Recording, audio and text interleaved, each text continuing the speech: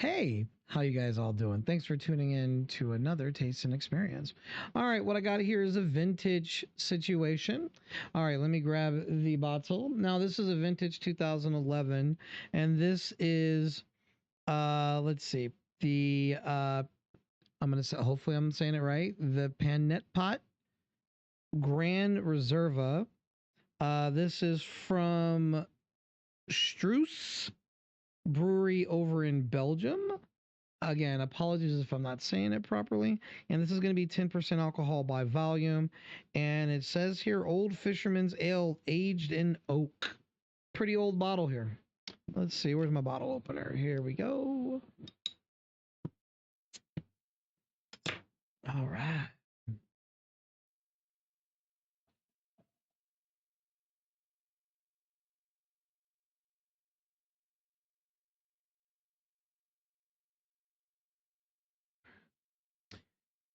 I know I make it look good. I know.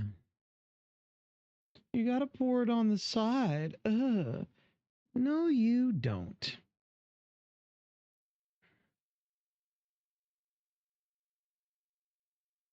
All right.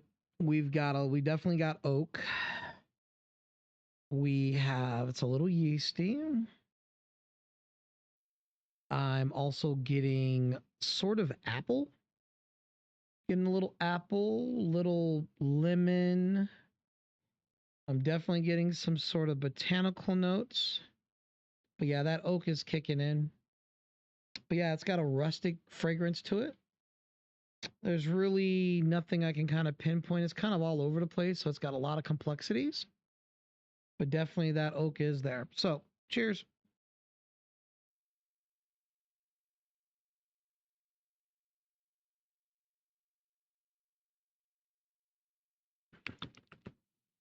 Ooh.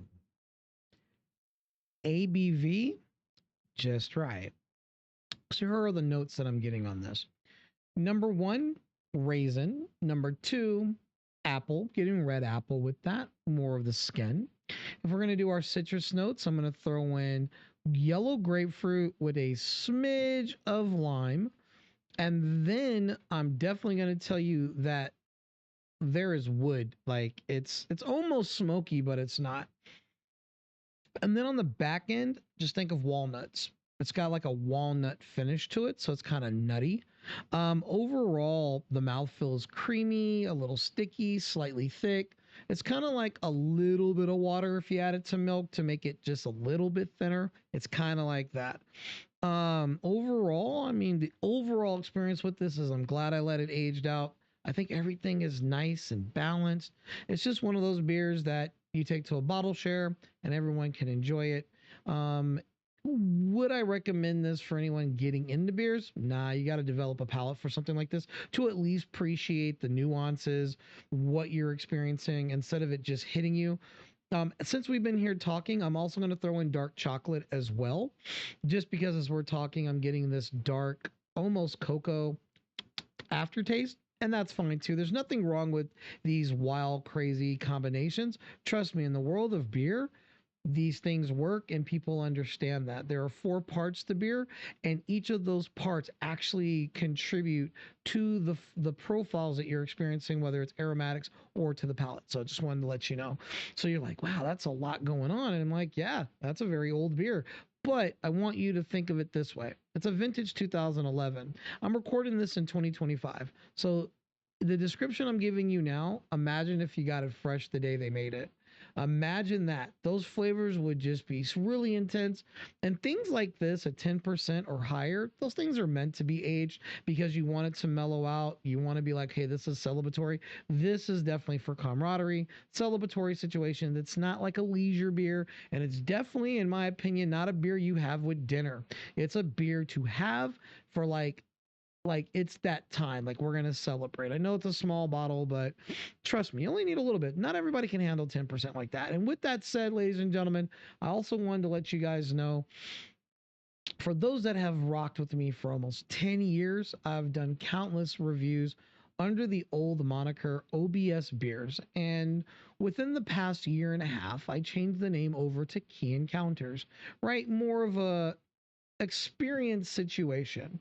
So those who remember me as OBS Beers, this beer I purchased a long time ago under that old name.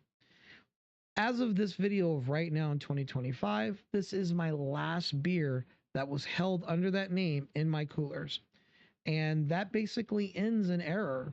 And it's a little emotional, but I just wanted to say thank you guys for countless times of just tuning in live for my reviews and embarking on the new change and the rebranding and starting all over again. But this beer, I saved it for a reason, and I kind of procrastinated, but I'm glad I was able to have it right now with you. Whether you're watching me live on Twitch or you're watching this on YouTube, I greatly appreciate all the encounters that I have ever had. And so this beer means a lot. And so I'm just really happy to have shared this experience with you guys and to many, many more. And until next time, guys, cheers.